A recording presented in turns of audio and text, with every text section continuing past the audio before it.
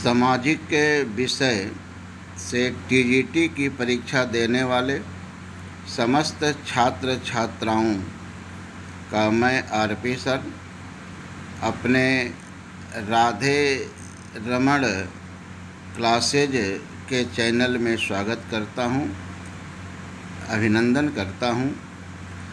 प्रिय छात्रों, जैसा कि आप जानते हैं कि सामाजिक विषय का जो पेपर होता है उसमें 4 विषय से संबंधित प्रश्न आते हैं, जिनमें से 2 विषय के प्रश्नों को आपको हल करना पड़ता है।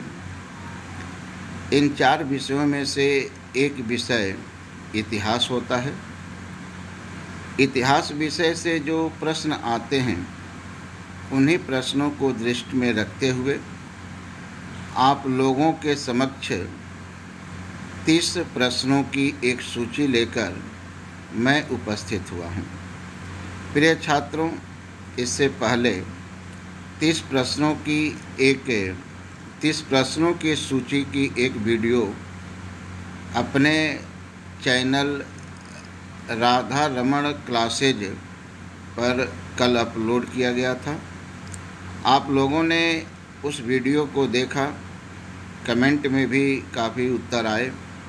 उन उत्तरों को हमने देखा, काफ़ी आप लोगों का उन प्रश्नों के प्रति झुकाव रहा, रुझान रहा। प्रिय छात्रों, आज पढ़ाई को लेकर के बड़ी समस्या बनी हुई है। इन समस्याओं को दृष्टि में रखते हुए कुछ अच्छे प्रश्नों का संग्रह 7 तारीख को होने वाली 8 तारीख को होने वाली टीजीटी की परीक्षा के लिए मैं आप लोगों तक पहुंचाने का प्रयास किया हूं। हो सकता है कि इसमें से बहुत से प्रश्न आपकी परीक्षा में फंस जाएं और आपके लक्ष्य को आसान कर दें। प्रिय छात्रों, प्रश्न फंसना अनुभव की बात होती है, न फंसना भाग्य की बात होती है। दोनों का जब कॉम्बिनेशन होता है तो फल जो है सदैव सार्थक होता है। मैं विगत 20 वर्षों से पढ़ा रहा हूं और बहुत से बच्चे हमारे मार्गदर्शन में सफल हुए, सामाजिक विषय में सफल हुए, कला के विषय में सफल हुए। उसी इतिहास की पुनरावृत्ति करते हुए आप लोगों का भी क्लास के माध्यम से मार्गदर्शन तो नहीं कर पाए, पर इन प्रश्नों के माध्यम से अपने विगत वर्षों के अनुभव को आप तक शेयर करने का प्रयास कर रहा हूं। हो सकता है कि कुछ प्रश्न डायरेक्ट आपके परीक्षा में फंसे और आपको अपने लक्ष्य की प्राप्ति में सहायक सिद्ध हों। प्रिय छात्रों, संसार में मानव का सबसे बड़ा कर्म जो होता है, मानव का सहयोग करना होता है। आज कोरोना जैसी महामारी के चलते बहुत से बच्चे गांव में पड़े हुए हैं, शहर में नहीं आ पाए। अब उन बच्चों के सामने समस्या है, कहाँ से पढ़ें, कैसे पढ़ें, क्या पढ़ें। तो आप लोग अगर इस चैनल को शेयर करें, अपने अधिक से अधिक मित्रों तक पहुंचाएं, सब्सक्राइब करें, तो इस तरह के प्रश्न आप तक पहुंचते रहेंगे। दूसरी चीज़ कि इन प्रश्नों के माध्यम से उनसे संबंधित और भी प्रश्न आप तक पहुंचाने का प्रयास किया जाएगा, जिससे आपका रिवीजन भी होता जाएगा, अगल बगल के प्रश्न भी आपके दिमाग में बैठते जाएंगे। इन सब चीज़ों को देखते हुए आज इतिहास से संबंधित 30 प्रश्नों का संग्रह आपके सामने लेकर के उपस्थित हुआ हूँ। इस संग्रह का पहला प्रश्न आपके सामने आ रहा है। पहला प्रश्न है, बहुत अच्छा प्रश्न है। इस तरह के प्रश्न आपकी परीक्षाओं में पूछे गए हैं कि दारूस अथवा हरबुद्ध, ये शब्द है, दारूस अथवा हरबुद्ध थे। ऑप्शनल आपका है ए सैनिक, बी नौकर, सी पुरोहित, डी खाना बनाने वाला। ये आपके ऑप्शनल हैं। और मैं आशा करता हूं कि आप प्रश्न को समझ गए होंगे। ऑप्शनल भी आपके सामने है। आप कमेंट बॉक्स में प्रश्न संख्या डाल करके और उसका उत्तर लिखें, जिससे कि आपको पता चले कि आपकी तैयारी किस स्तर पर है, कहाँ पर है। तो आप जो है कमेंट में इस प्रश्न का उत्तर लिखें कि इस प्रश्न का कौन सा उत्तर है। मैं आशा करता हूं कि आप कमेंट में प्रश्न का उत्तर लिख दिए होंगे। आप जो उत्तर लिखे होंगे आपको याद होगा कि आप क्या उत्तर दिए हैं, और इस प्रश्न का जो सही उत्तर है वह है सी। ये सी जो है इसका सही उत्तर है। दारुस अथवा हरबुद्ध ये पुरोहित को मुग़ल काल में कहा जाता था। ये मुग़ल काल का शब्द है, फारसी का शब्द है, और पुरोहित के लिए दारुस अथवा हरबुद्ध शब्द का प्रयोग किया जाता था।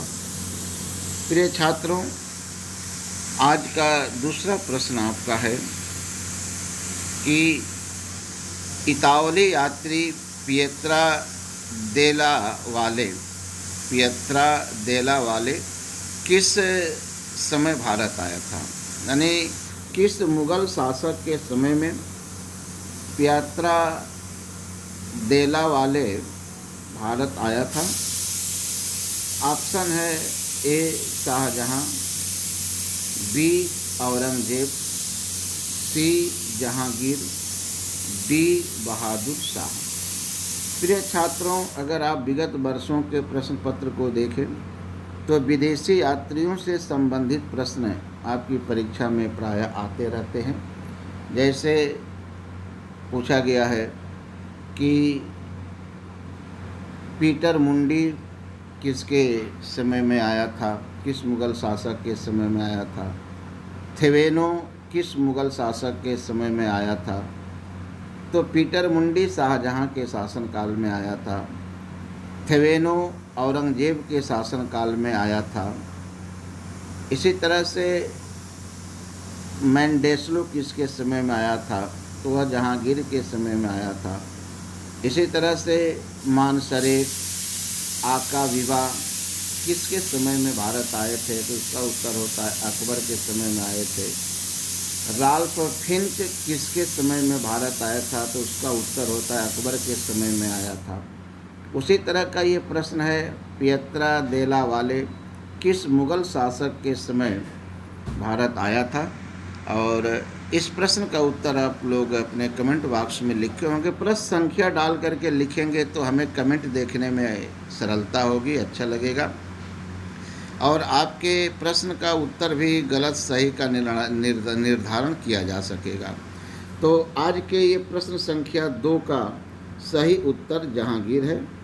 फ्रांसीसी यात्री पिएत्रा देला, इतावली यात्री पिएत्रा देला जो है ये जहांगीर के समय में भारत आया था, भारत की यात्रा किया था। प्रिय छात्रों, आज का तीसरा प्रश्न है, ये दोगाना क्या है। ये अलग अलग शब्द हो गया है, एक ही शब्द है दोगाना। इस शब्द पर ध्यान दीजिएगा, शब्द एक ही में है। दोगाना क्या है, ये अलग अलग शब्द नहीं है, ये कट गया है। दोगाना क्या है, ये भी मुग़ल काल का ही शब्द है। ऑप्शन दे रहा है ए चुंगी घर, बी सिक्का, सी गौशाला, डी हाथी खाना। प्रश्न संख्या 3 के ऑप्शनल आपके सामने है। प्रश्न आप समझ गए होंगे। दोगाना एक ही शब्द है, अलग अलग नहीं है। ये अलग अलग प्रश्न में हो गया है, क्योंकि टाइप करने में थोड़ा सा दिक्कत हो जाती है। इस प्रश्न का उत्तर आप कमेंट में प्रश्न संख्या 3 डाल करके लिखें। क्या इस प्रश्न का उत्तर आपके बाद जानकारी में आपके दृष्टिकोण से क्या हो सकता है। तो मैं समझ रहा हूँ कि आप उत्तर जो है लिख दिए होंगे, और इस प्रश्न का सही उत्तर जो है वो चुंगी घर है। मुग़ल काल में चुंगी घर को जो है दोगाना के नाम से जाना जाता था। प्रिय छात्रों, आज का चौथा प्रश्न है। प्रश्न है, दीवाने रियासत को किसने स्थापित किया था। दीवाने रियासत को किसने स्थापित किया था? इस तरह के प्रश्न भी आपकी परीक्षा में प्रायः आते रहते हैं। जैसे इसी तरह का प्रश्न आता है कि दीवान अमीर कोही को किसने स्थापित किया था? तो इसका उत्तर होता है मोहम्मद बिन तुगलक। इसी तरह से एक प्रश्न आता है कि दीवाने वकूफ़ को किसने स्थापित किया था? तो इसका उत्तर होता है जलालुद्दीन खिलजी। इसी तरह से एक प्रश्न आता है दीवाने बंदगाना को किसने स्थापित किया था? तो इसका सही उत्तर होता है फिरोज शाह तुगलक। तो इसी तरह का ये प्रश्न है दीवाने रियासत को किसने स्थापित किया था? ऑप्शनल है ए मोहम्मद बिन तुगलक, बी फिरोज शाह तुगलक, सी अलाउद्दीन खिलजी और डी इल्तुतमिश। प्रश्न संख्या 4 का उत्तर, प्रश्न भी ऑप्शनल भी आपके सामने है। मैं आशा करता हूं कि आप उत्तर अपने कमेंट बॉक्स में लिखे होंगे। इस प्रश्न का सही उत्तर है अलाउद्दीन खिलजी। ये अलाउद्दीन खिलजी ने जो मूल्य निर्धारण योजना बाजार व्यवस्था को स्थापित किए थे, उसी को सुचारू रूप से चलाने के लिए दीवाने रियासत नामक विभाग को स्थापित किया था। ये भी प्रश्न आपसे पूछ सकता है कि दिल्ली सल्तनत के किस शासक ने मूल्य निर्धारण योजना को स्थापित किया था? तो इसका सही उत्तर अलाउद्दीन खिलजी होता है। प्रिय छात्रों, आज का प्रश्न संख्या 5। इस तरह के प्रश्न भी आपके परीक्षा में प्रायः पूछे गए हैं। ये प्रश्न को थोड़ा सा आप देखें। प्रश्न क्या कह रहा है? प्रश्न कह रहा है कि बाबा फरीद का संबंध किस सूफी सिलसिले से था? बाबा फरीद का संबंध किस सूफी सिलसिले से था? ऑप्शन ए चिश्ती सिलसिला, ऑप्शन बी कादरी सिलसिला, ऑप्शन सी नक्शबंदी सिलसिला, ऑप्शन डी सतारी सिलसिला। प्रिय छात्रों, प्रश्न संख्या 5 का उत्तर आपके दृष्टिकोण से क्या सही होना चाहिए? कमेंट बॉक्स में आप लिखें। देखो, मेहनत करो बेटा, बिना मेहनत का कुछ होता नहीं है। अगर आप प्रयास नहीं करोगे तो फिर आगे कैसे बढ़ोगे? क्योंकि कर्म ही पूजा है, कर्म ही जो है सब कुछ है। तुलसीदास ने लिखा ही है कि कर्म प्रधान विश्व करे राखा, जो जस करहूँ तासु फल चाखा। तो अब समय तो लड़ने का है, 7 दिन का समय है, दिन रात एक करने का समय है। अगर आप 7 दिन में दिन रात एक करके जंग जीत लेते हैं तो फिर विजय का सेहरा आपके सर पर बांधा होगा और फिर आप जो है सीना तान के अपने परिवार की जो है इच्छाओं को पूरा करेंगे।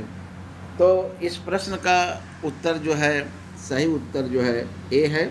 बाबा फरीद का संबंध चिश्ती सिलसिला से था। ये चिश्ती सिलसिला से बाबा फरीद जो है संबंधित थे। इसी तरह से प्रश्न पूछता है कि निजामुद्दीन औलिया का संबंध किस सिलसिले से था? शेख सलीम चिश्ती का संबंध किस सिलसिले से था?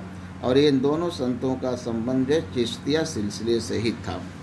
तो आइए अगला प्रश्न पर हम चर्चा करते हैं। अगले प्रश्न की ओर हम बढ़ते हैं।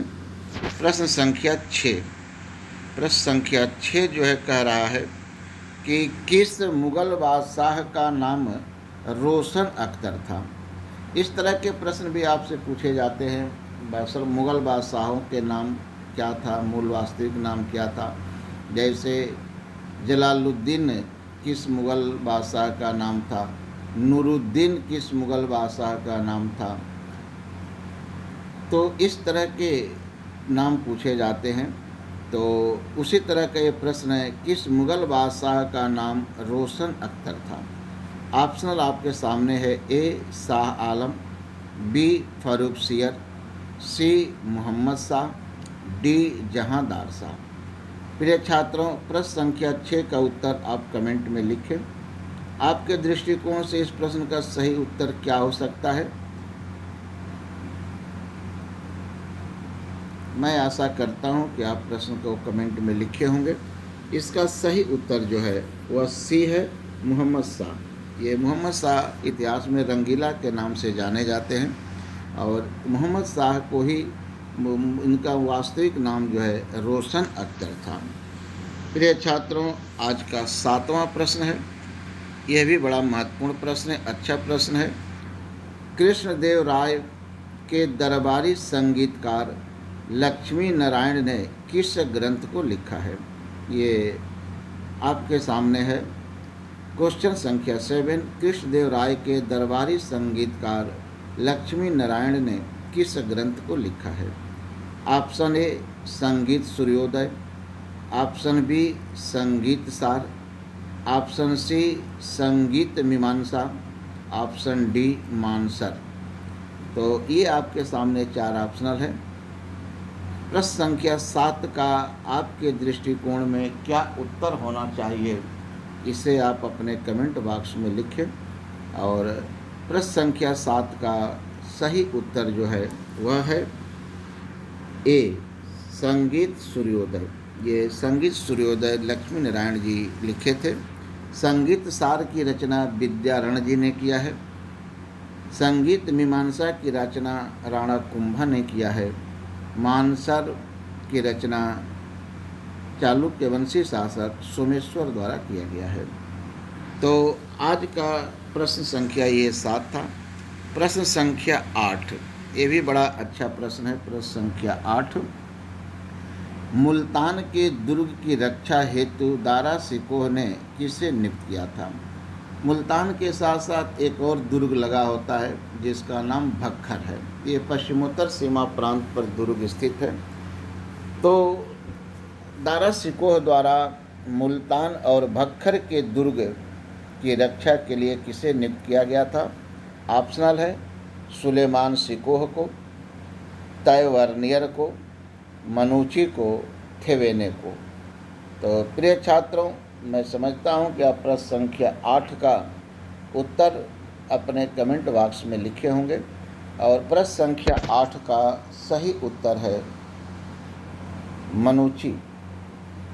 मनुची से काफ़ी प्रश्न पूछे जाते हैं, जैसे दारा सिकोह का तोपची कौन था? तो इसका उत्तर मनुची होता है। मनुची व्यवसाय से क्या था? तो व्यवसाय से ये चिकित्सक था। तो इस तरह का प्रश्न जो है, मनुची कहाँ का रहने वाला था? तो मनुची इटली का रहने वाला था। तो इस तरह के तमाम प्रश्न आपसे परीक्षाओं में जो है पूछे गए हैं। का प्रश्न संख्या 9, अगला प्रश्न है कि भागू यूसुफ जई का विद्रोह कब हुआ था? ये समय पूछा गया है कि भागू यूसुफ जई का विद्रोह कब हुआ था। ऑप्शन ए है 1667, ऑप्शन बी 1657, ऑप्शन सी 1680 और ऑप्शन डी 1675। प्रिय छात्रों, ये प्रश्न इस तरह से भी पूछा जा सकता है कि भागू यूसुफ जई का विद्रोह किस मुग़ल शासक के समय हुआ था? क्योंकि मुग़ल काल में कुछ बड़े महत्वपूर्ण विद्रोह हुए थे जिनसे प्रश्न पूछे गए हैं।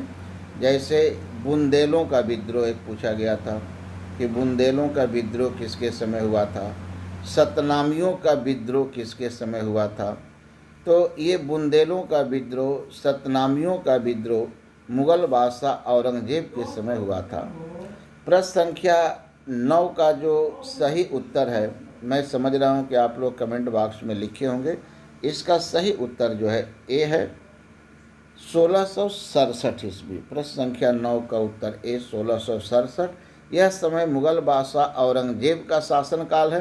तो भागू यूसुफ जई का विद्रोह भी जो है वह औरंगजेब के ही समय हुआ था। क्योंकि पश्चिमोत्तर सीमा प्रांत पर औरंगजेब के समय काफ़ी विद्रोह संगठित हुए थे। इसी में खुशहाल खां खट्टर का भी विद्रोह माना जाता है। तो इस तरह के प्रश्न आपसे परीक्षाओं में पूछे जाते हैं। प्रिय छात्रों, प्रश्न संख्या 10 है, पेशवा बालाजी विश्वनाथ का कार्यकाल था। देखिए, जो महत्वपूर्ण पेशवा हैं जैसे पेशवा बालाजी विश्वनाथ है, इनके कार्यकाल को आप देख लें। बाजीराव प्रथम है, इनके कार्यकाल को देख लें।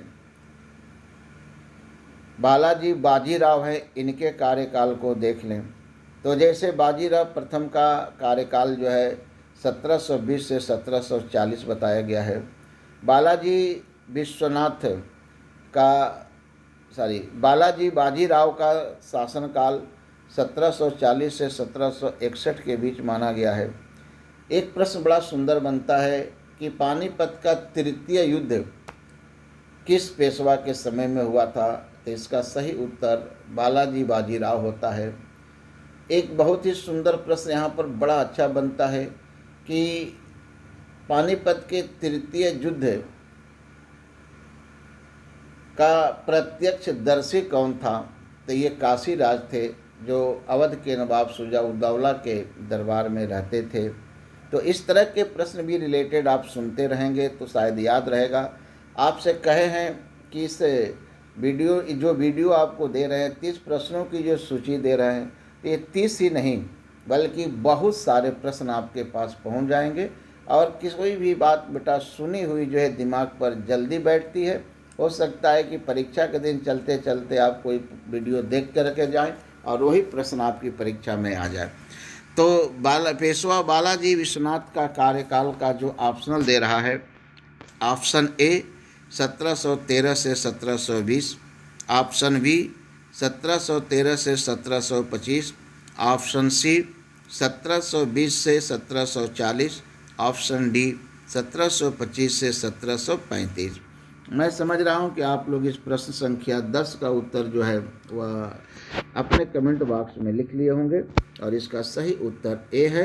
1713 से 1720 जो है पेशवा बालाजी विश्वनाथ का कार्यकाल बताया गया है। प्रिय छात्रों, प्रश्न संख्या 11 है। प्रश्न संख्या 11 में कहा गया है कि आदि शंकराचार्य ने किस एक स्थान पर मठ स्थापित नहीं किया था। आदि शंकराचार्य ने किस एक स्थान पर मठ स्थापित नहीं किया था। Option A Badrikashram, option B Puri, option C Sringeri, option D Kashi. तो इस तरह से ये प्रश्न जो है एक महत्वपूर्ण प्रश्न माना जाता है।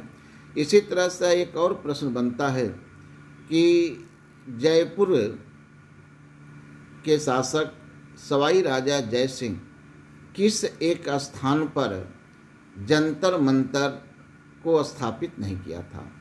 तो सवाई राजा जय सिंह 5 जगह पर जंतर मंतर स्थापित किए थे, जिनको वेधशाला भी कहा गया है।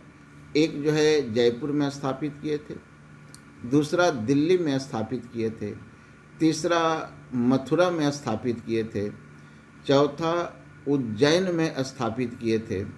तो जयपुर, दिल्ली, मथुरा, उज्जैन और एक जो वेधशाला जो है जय सिंह जी द्वारा जयपुर, दिल्ली, मथुरा, उज्जैन 4 ये बताए गए हैं। और एक जो है शायद दिल्ली, जयपुर, मथुरा, उज्जैन और वाराणसी में ये स्थापित किए थे। तो इस तरह से प्रश्न आप बनते हैं। तो प्रश्न संख्या ये जो 11 है, आदि शंकराचार्य ने किस एक स्थान पर मठ स्थापित नहीं किया था।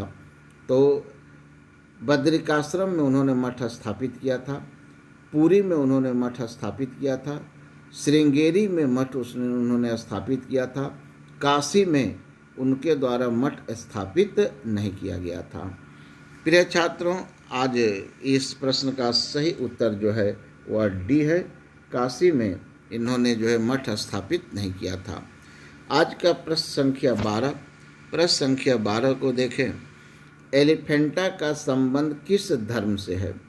एलिफेंटा ये महाराष्ट्र में जल से घिरा हुआ एक टापू है और यहाँ पर राष्ट्रकूट वंशी शासकों के सामंत कोंकण के शिलाहार वंशी शासकों द्वारा शिला को काट करके जो है उत्कृष्ट कलाकृति का निर्माण किया गया था, जो मूलतः मूर्ति शिल्प का उदाहरण प्रस्तुत करता है। इस तरह के भी प्रश्न आपसे बनते हैं कि खजुराहो किस कला का उदाहरण प्रस्तुत करता है। तो खजुराहो जो है ये वास्तुकला का उदाहरण प्रस्तुत करता है। धारा किस कला का उदाहरण प्रस्तुत करता है। तो धारा जो है वह वास्तुकला का उत्कृष्ट उदाहरण प्रस्तुत करता है। इसी तरह से पूछा जाता है कि महाबलीपुरम किस कला का उत्कृष्ट उदाहरण प्रस्तुत करता है, तो वास्तुकला का उदाहरण प्रस्तुत करता है। एलिफेंटा एलोरा, ये दो ऐसे स्थान हैं जो मूर्ति शिल्प का जो है वह उदाहरण प्रस्तुत करते हैं। अजंता, बाघ, जोगीमारा, बदामी, ये जो स्थान है ये चित्रकला का सुंदर उदाहरण प्रस्तुत करते हैं। तो इस तरह के प्रश्न भी आपकी परीक्षाओं में आ सकते हैं। तो प्रश्न है 12, एलिफेंटा का संबंध किस धर्म से है? ऑप्शन ए बौद्ध धर्म, ऑप्शन बी जैन धर्म, ऑप्शन सी वैष्णव धर्म, ऑप्शन डी शैव धर्म। प्रिय छात्रों, मैं आशा करता हूँ कि आप लोग इस प्रश्न का तो सही उत्तर दे ही दिए होंगे, और नहीं दिए होंगे तो आप जाने सही उत्तर जो है शैव धर्म है। एलिफेंटा शैव धर्म से जो है संबंधित है। यहाँ पर और किसी भी धर्म से संबंधित मूर्ति शिल्प प्राप्त नहीं होता है। यहाँ से एक और प्रश्न बनता है कि एलिफेंटा का नाम किसने दिया था? तो ये वास्तव में एलिफेंटा शब्द का प्रयोग इस टापू के लिए पुर्तगालियों द्वारा किया गया था। इसके पहले इसका नाम, प्राचीन नाम धारापुरी था। पुर्तगाली जब यहाँ गए तो पत्थर की बनी हुई एक विशाल हाथी की मूर्ति देखे और उसका नाम जो है एलिफेंटा रख दिए। प्रिय छात्रों, आज का अगला प्रश्न है प्रश्न संख्या 13, किस चोल शासक ने शिवपाद शेखर की उपाधि धारण किया था? ये शिवपाद शेखर की उपाधि धारण किया था, कई बार प्रश्न पूछा गया है। इसी तरह से प्रश्न उपाधियों में चोलों से पूछा गया कि किस चोल शासक ने नर केसरी की उपाधि धारण किया था? इसका उत्तर विजयालय होता है। किस चोल शासक ने मदुरै कोंड की उपाधि धारण किया था? इसका उत्तर परांतक प्रथम होता है। उसी तरह से पूछता है कि किस चोल शासक ने चोल पंडित की उपाधि धारण किया था? इसका उत्तर राजेंद्र प्रथम होता है। और प्रश्न पंडित चोल की बात आती है तो राजा धीराज हो जाता है। उसी तरह से किस चोल शासक ने शिवपाद शेखर की उपाधि धारण की थी? ऑप्शन ए राजराज प्रथम, ऑप्शन बी राजेंद्र प्रथम, ऑप्शन सी आदित्य प्रथम, ऑप्शन डी परांतक प्रथम। तो अब आप देखें कि आपको राजेंद्र परांतक की उपाधियां मैंने बताया। शेष जो बच रहा है इस प्रश्न का सही उत्तर जो है ए है राजराज प्रथम। राजराज प्रथम द्वारा शिवपाद शेखर की उपाधि धारण की गई थी। प्रिय छात्रों, अगला प्रश्न है गीत गोविंद के रचयिता जयदेव किसके दरबार में रहते थे? कई बार प्रश्न आपसे पूछा है गीत गोविंद के रचयिता कौन है, तो आपको दो प्रश्न मिले। गीत गोविंद के रचयिता जयदेव जी हैं और ये किसके दरबार में रहते थे? तो इसका ऑप्शनल जो है A Vijay Sen, option B Ballal Sen, option C Lakshman Sen, option D Damodar Sen. प्रिय छात्रों, ये बहुत ही सरल प्रश्न है। मैं समझता हूँ कि आप सभी लोग इस प्रश्न का सही उत्तर दिए होंगे। सही इसका उत्तर जो है वह लक्ष्मण सेन सी है। तो गीत गोविंद के रचयिता जयदेव लक्ष्मण सेन के दरबार में रहते थे। प्रिय छात्रों, अगला प्रश्न जो है कि किस एक को वार्ता में सम्मिलित नहीं किया गया है? तो ऑप्शन ए कृषि, ऑप्शन बी व्यापार, ऑप्शन सी पशुपालन, ऑप्शन डी कुंभकारी। तो प्रिय छात्रों, ये प्रश्न संख्या 15 का सही उत्तर जो है डी है, क्योंकि वार्ता में कृषि, पशुपालन, व्यापार, वाणिज्य को सम्मिलित किया गया है। कुंभकारी को जो है वह वार्ता में सम्मिलित नहीं किया गया है। प्रिय छात्रों, आज का प्रश्न संख्या 16 है। यह भी बड़ा अच्छा प्रश्न है। सित्तनवासल का अर्थ है। सित्तनवासल का क्या अर्थ है? ये आपके ऑप्शन है। ऑप्शन ए सिद्ध जैन संतों का निवास स्थान, ऑप्शन बी सिद्ध बौद्ध संत, ऑप्शन सी मकान, ऑप्शन डी मंदिर। तो इस प्रश्न का सही उत्तर जो है वह है ए। ये सित्तनवासल का अर्थ होता है सिद्ध जैन संतों का निवास स्थान। सित्तनवासल ये दक्षिण भारत में तमिलनाडु में स्थित एक पहाड़ी है और यहाँ पर पल्लव वंशी शासक महेंद्र प्रथम द्वारा जो है बड़ा सुंदर गुहा मंडप का निर्माण करवाया गया था। तो ये जैन संतों का, सिद्ध जैन संतों के निवास स्थान को सिद्धन वासल कहा गया है। प्रिय छात्रों, आज का प्रश्न संख्या 17 है। मौर्य काल में राजकीय भूमि से होने वाली आय को कहते थे। मौर्य काल में राजकीय भूमि से होने वाली आय को कहते थे। ऑप्शन ए भोग, ऑप्शन बी भाग, ऑप्शन सी सीता, ऑप्शन डी अवगलक अवलगक। तो भोग और भाग जो है, भोग जो है गुप्त काल में था, भाग जो है ये सामान्य किसानों की भूमि से लिया जाने वाला कर था। ऑप्शन सी जो है इस प्रश्न का उत्तर सही है, क्योंकि मौर्य काल में राजकीय भूमि से होने वाली आय को सीता कहते थे। यह राजकीय भूमि पर सीताध्यक्ष के देखरेख में कृषि कार्य किया जाता था। प्रिय छात्रों, आज का 18वां प्रश्न है कि शतपथ ब्राह्मण का संबंध किस वेद से है। शतपथ ब्राह्मण का संबंध किस वेद से है। इसी तरह से आपसे पूछ सकता है ऐत्रेय ब्राह्मण का संबंध किस वेद से है, तो उसका उत्तर ऋग्वेद होता है। इसी तरह से पूछ सकता है कि बृहदारण्यक उपनिषद का संबंध किस वेद से है, इसका उत्तर यजुर्वेद हो जाता है। इसी तरह से आपसे पूछ सकता है गोपथ ब्राह्मण का संबंध किस वेद से है, तो इसका उत्तर जो है अथर्ववेद हो जाता है। इसी तरह से आपसे पूछ सकता है कि पंचविश ब्राह्मण षड्विश ब्राह्मण का संबंध किस वेद से है, इसका उत्तर सामवेद हो जाता है। प्रश्न आपका है कि शतपथ ब्राह्मण का संबंध किस वेद से है, इसका उत्तर मैं जानता हूँ आप सभी लोग जो है कर लिए होंगे, और इसका सही उत्तर है सी, शतपथ ब्राह्मण। ये यजुर्वेद का जो है महत्वपूर्ण ब्राह्मण है। शतपथ ब्राह्मण को प्राचीनतम ब्राह्मण भी माना गया है।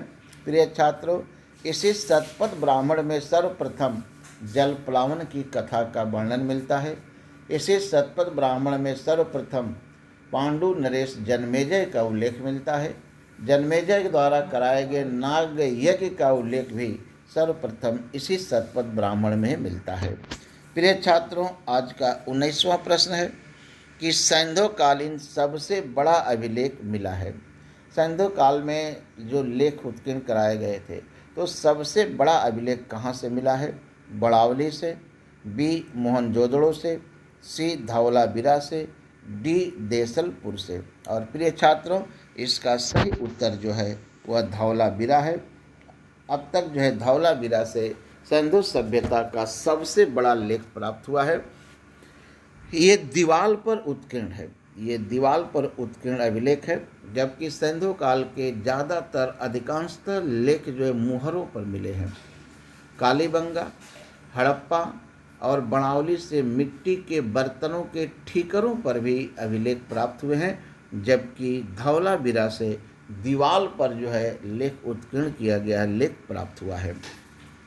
प्रिय छात्रों, आज का प्रश्न संख्या 20 है।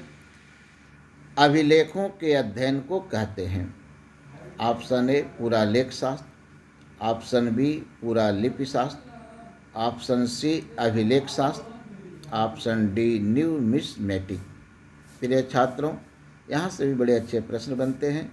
ये पूरा लिपि शास्त्र जो है, ये अभिलेखों के तिथि और अन्य दस्तावेजों के अध्ययन को पूरा लिपि शास्त्र कहते हैं। न्यूमिस्मेटिक जो है, ये सिक्कों के अध्ययन को कहते हैं। सिक्कों के अध्ययन को न्यूमिस्मेटिक कहा जाता है। और प्रश्न संख्या 20 का जो सही उत्तर है वो ए है, पूरा लेख शास्त्र। प्रिय छात्रों, आज का प्रश्न संख्या 21 है कि फ्रांसीसी कंपनी द इंद ओरिएंताल की स्थापना के समय फ्रांस का सम्राट था। यानी जिस समय फ्रांसीसियों द्वारा द इंद ओरिएंताल कंपनी को स्थापित किया गया था, उस समय वहाँ का शासक कौन था। और प्रिय छात्रों, प्रश्न संख्या 21 का सही उत्तर जो है वह ए है, लुई 14वां। लुई 14वां के मंत्री ही कोलब्रक के सिफारिश पर जो है ये फ्रांसीसी कंपनी स्थापित की गई थी, और इस कंपनी पर पूर्ण रूपेण राजकीय प्रभाव स्थापित था।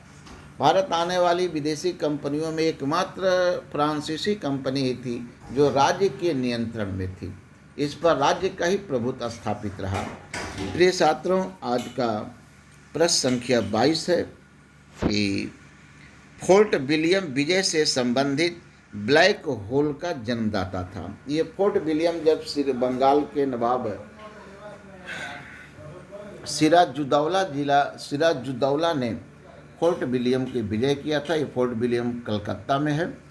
तो वहाँ पर एक वर्णन मिलता है कि उन्होंने एक छोटी सी कोठरी में अंग्रेज़ों को बंद करा दिया था, जिसमें काफ़ी लोग मर गए थे। इसी घटना को ब्लैक होल का नाम दिया गया। इस ब्लैक होल घटना के जन्मदाता कौन थे? Optional A Holwell, optional B Napier, option C Clive, option D Watson. तो प्रिय छात्रों, इस प्रश्न का सही उत्तर जो है ए है।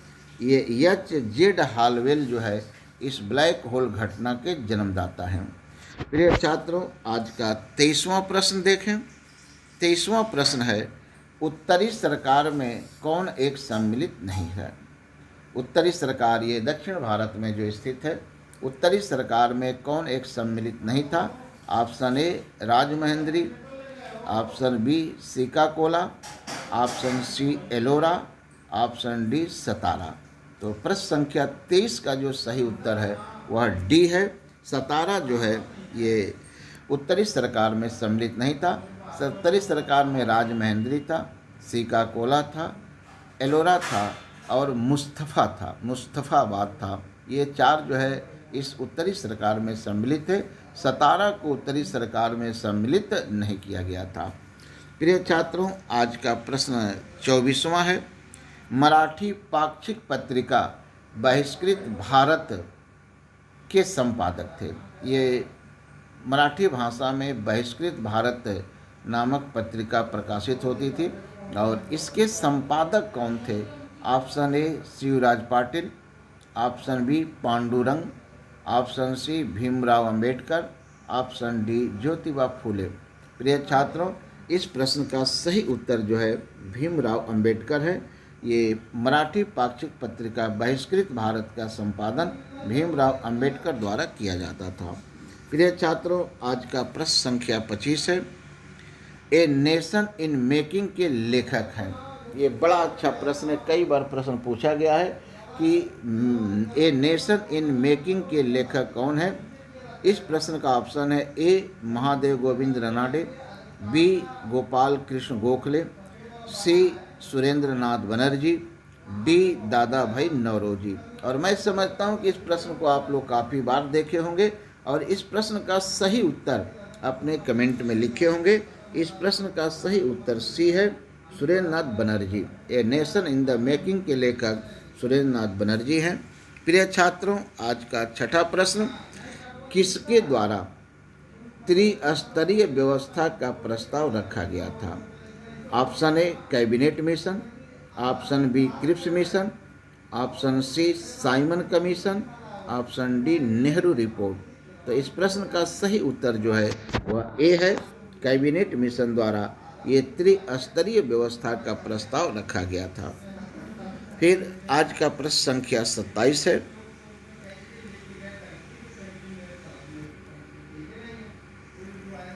काकोरी कांड हुआ था, ये समय बतलाना है किस समय को हुआ था।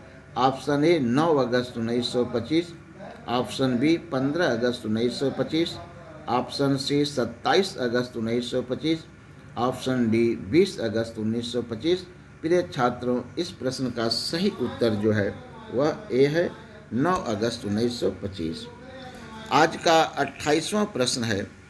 दिल्ली षड्यंत्र केस के सरकारी गवाह थे। जो दिल्ली षड्यंत्र केस हुआ था, जो लॉर्ड हार्डिंग पर जो है बम फेंका गया, लॉर्ड हार्डिंग पर जो है बम फेंका गया था, तो इसी को जो है दिल्ली षड्यंत्र केस के नाम से जाना गया था। तो इसके जो है सरकारी गवाह कौन थे? ए कृष्णा जी पंत, बी दीनानाथ, सी ललित सेन, डी अमीर चंद। प्रिय छात्रों, इस प्रश्न का सही उत्तर बी है, दीनानाथ जो है इसके केस के सरकारी गवाह बने थे। आज का प्रश्न संख्या 29 है। थियोसॉफिकल सोसाइटी की स्थापना हुई थी। ए 1875, बी 1879, सी 1867, डी 1889, 1889। तो इस प्रश्न का सही उत्तर जो है वह ए है, यानी 1875 में ये थियोसॉफिकल सोसाइटी की स्थापना हुई थी। प्रिय छात्रों, आज का 30वां प्रश्न 1857, ये थोड़ा सा सही करके पढ़ लीजिएगा, लिखने में गड़बड़ाया।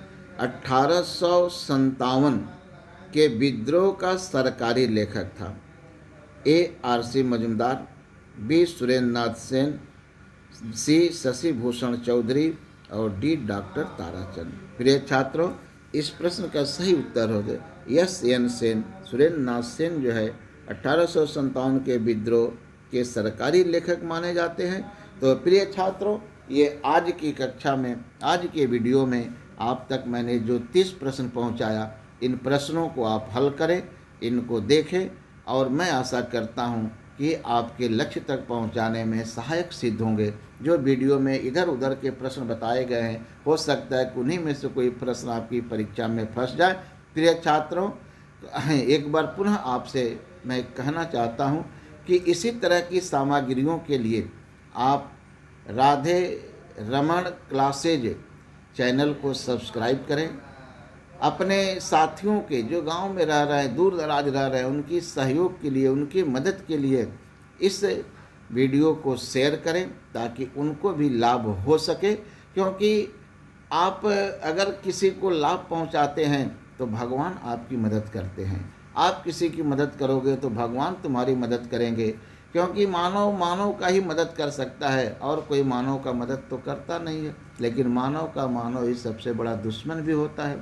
तो आप निसंकोच शेयर करें इस वीडियो को ताकि आपके जो मित्र हित हैं, सगे संबंधी हैं, उनको भी लाभ मिल सके।